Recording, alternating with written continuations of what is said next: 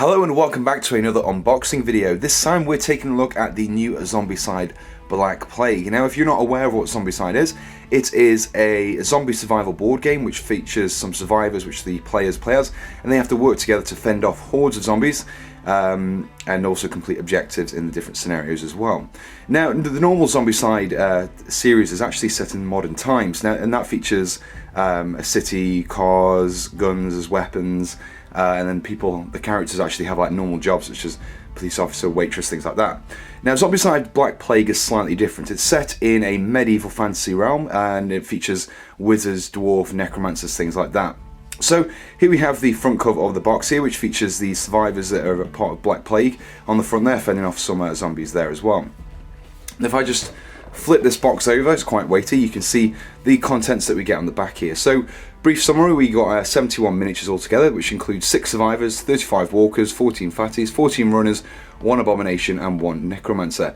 Additionally, we also get 9 double-sided game tiles, 6 survivor ID cards, 6 plastic dashboards, 6 coloured bases, 6 dice, 48 trackers, 68 tokens, 225 mini tokens. We also have some examples of the miniatures we get in the set here, and a layout of the board. So now that we've looked at the box itself, let's open it up and take a look at the contents inside. So first things first, we have the rulebook. Now the rulebook features obviously everything you need to play the game. It kind of gives you a brief explanation of all the contents and what they're used for. It's dotted about with this nice artwork of the zombies there as well. Now the game is actually really well explained how to play it. You've got a lot of these diagrams dotted about which are labelled and also colour coded in certain sections which explain how to play the game. And if you've, I'm not going to go too much into the actual gameplay side of Zombicide in this video. I'll probably do a later video, but I'll give you some brief explanations. If you played the previous Zombicide, then the core rules are all exactly the same. You still move in the same way, your survivors have actions, and then the zombies have actions, and they're controlled by a sort of AI, which basically will move towards either the nearest visible survivor or the loudest pointer in the map. Now as you can see here, we've got lots of more diagrams explaining different things. We have some of the item cards briefly explained there as well. Carrying on with the rules, and we come to the stat cards explanations. Now the stat cards have slightly changed from the previous. They're actually more of a compact version, and I'll kind of explain those more when I actually come to them, but the rules are really nicely annotated. You've got examples dotted about, all these pictures as well, detailing everything that you need to do. If you just kind of read through these rules, you'll have a pretty good understanding as to how to play the game. And additionally, we also have, if I just flip through here, we have a list of scenarios. Now the first scenario is a tutorial, which kind of gives you an introduction to the game, gives you a few basic kind of objectives to follow, and then we move on to a various set of scenarios, each of them ranging in difficulty and different kind of objectives. Some of them require you to just defeat a necromancer or an abomination. Others require you to collect tokens and escape out of an area, for example. So there's quite a few there. I think there's about 10, all of them all together, and we also got a glossary of all the individual skills for the heroes in the back there as well. So on the back here we also have a brief summary as well, so rather than having to flick through the book every single time, you can look straight at the rules here and just see exactly what order you need to do things in. So now that we've looked at the rulebook, let's move on to looking at the rest of the Zombicide. So next up we have the various tokens that come in Zombicide. Now if you've played the previous games, a lot of these will be familiar. You've got the objective tokens here, zombie spawn tokens, you've got the doors at the bottom there, you've also got sound tokens, and also these which are new. These are dragon bile markers. Now these are, instead of the Molotovs in the previous rounds, you can throw these down and then ignite them with a torch, which will kill any zombies in that particular area. Now as before, these are also come in these like nice kind of thick card sections you can see here, very nice and durable. They're also double-sided as well. As you can see here, we've got dragon bile that's a flame. We've also got a few open doors, as you can see there at the bottom as well.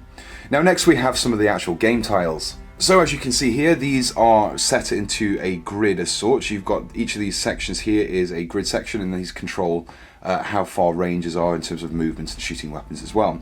We also get some buildings here as well, so we've got 2 separate buildings here, and you can use the doors in between them and place the door markers down in order to get into these.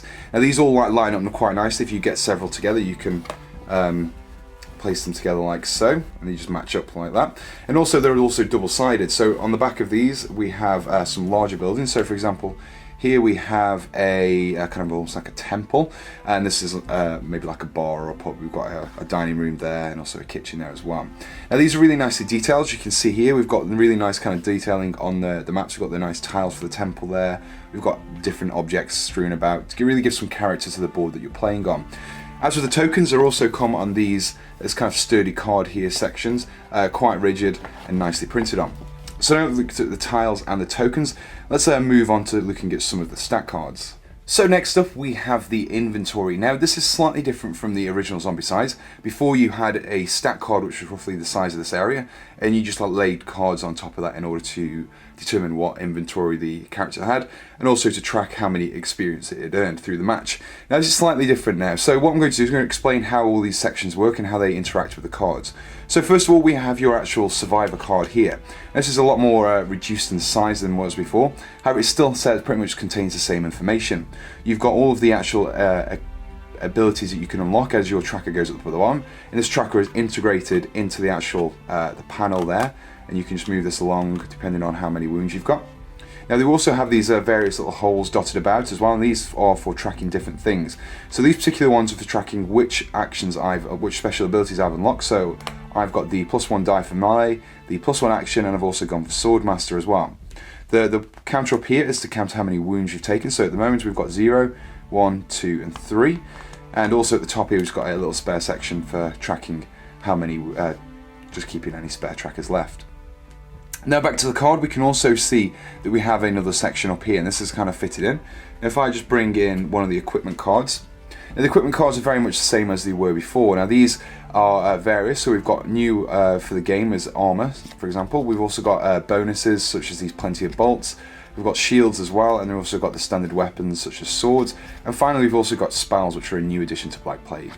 Now these work in such a way. Now these areas are designed for armor slots. For example, they place there and then they increase the armor value of the actual the warrior, so to speak. However, some characters have special abilities. So for example, Clovis here can actually equip a shield in his armor slot instead, and we've got other characters that can equip daggers and things like that. Now if I just bring in the plate mail armor again, now these sections here and here represent the left and the right hands. So if you just place in your right hand, you want your short sword there, and in your left hand you could equip a shield, for example. And that just gives you a really nice way of laying out your cards. And at the top here we have additional items that you can place in your backpack. So for example, I've got my plenty of bolts there, and also got a spare speed spell as well. So it's a really nice little way of keeping track of everything. Keeps everything nice and neat, a lot more manageable than using the cards and placing other cards on them in the previous Zombicide. So a great improvement here. So in addition to these cards, we also have a few other cards that we have to worry about. Now these are the actual zombie spawn cards. Now mainly when you're playing the game, you'll be dealing with these cards. Now these are drawn each turn for each of your activation points, or when you actually open a building, and these are drawn each for the rooms. And these determine exactly how many zombies are going to be spawning. Now as you can see here, they're color coded, so we've got blue, yellow, orange and red, and these associate to the levels of experience on the tracker here. You can see blue, yellow, orange and red. Now whenever a hero, a survivor, reaches those particular levels, then we increase the amount of zombies that spawn. So for a blue level we've got no zombies, we've got 2 runners at a yellow level, 5 walkers at orange level, and then 2 fatties at a red level. Now additionally, in addition to drawing these cards, you can also get double spawns, which will cause the next zombie activation point in the order to actually draw 2 of these cards instead. And finally we also have the Necromancer card.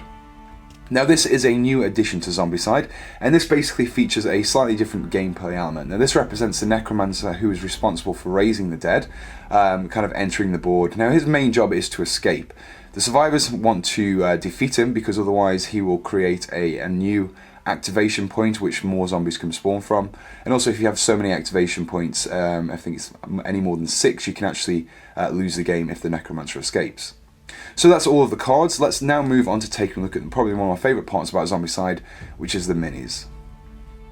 So first of all, we have the survivors, and as you can see here, they're all cast in a brown plastic, which kind of easily identifies them from the other zombies if you don't decide to paint them. Now you've also noticed as well, they each come with coloured bases. Now this is because it makes it a lot easier to identify which character is which. You can also match them with the tracker tokens that you put on your inventory sheet, and also once you've painted the mini, the bases are in fact removable, so once you paint it you can add those back on, and that'll just mean that you can still keep track as to which colour the miniature is, even once it's been painted. Now you get 6 survivors, as you can see here, and there are several main archetypes. So for example, we've got an elf, we've got a nun, we've got a wizard, we've got a female warrior, and we've also got a dwarf as well. Pretty much your typical fantasy archetypes. Now they're all really nicely sculpted. The plastic quality is really nice as well. It's quite weighty. Not really too much bend even in some of the weapons, which are flexible. Very much the same kind of plastic that was used in the previous Zombicide sets. So now that we've looked at the heroes, let's move on to look at some of the walkers. So here we have the walkers in the set, and you get 5 unique sculpts, and you get 7 of each one, which totals in 35 walkers altogether. They're the same plastic as the survivors, very nicely sculpted, quite nice and sturdy as well. All of them will take paint nicely. Now, they really like the aesthetic of these guys. They're very much typically medieval in their appearance, decked out in typical kind of peasant and farmer wear of the period. They're all kind of covered in scratches, torn clothing, and also have these really nice gaunt expressions in their face as well, very typical of the zombies. Now we've looked at the standard walkers, let's move on to look at the special zombies. So here we have the special zombies for the Zombicide set, and also the Necromancer as well. Now first of all, we have the 2 runner sculpts that you get in this set. Both of them are very lithe and kind of, they look like they're supposed to be agile, which kind of denotes their athletic stance. The fact they can move 2 actions, do 2 actions per turn as opposed to just a standard one. Now the fatties are my favourite. I mean, they're always very couchful looking, very large protruding bellies, jowly features. And you've got one guy as well who's holding in his stomach. Now the original Zombicide only had 1 fatty sculpt, so it's nice to see that we actually get 2 different variants in this set. Now the largest of all the zombies that we get in this set is of course the Abomination. Now this guy is completely massive. He's covered in muscle. He's got bits of wood who've kind of embedded themselves into his forearms, no doubt from when he's been smashing down doors. He's also got a hangman's noose around his neck, so obviously this guy has been attempted to be killed in his previous life. Now the Abominations are always nicely sculpted. They're very much meant to be imposing figures that they are in the game. Now finally we have the Necromancer. Now this is slightly different, as he's an opponent which isn't actually a zombie. Now he's in fact a human. However, he's adorned in these really nice kind of skull iconography. He's got a horned ram on his staff there. He's got a skull in another hand. He's got horns around his neck. Very shamanistic in his view as well. He's also got a bare chest, and you can see he's kind of quite skinny and drawn in as well.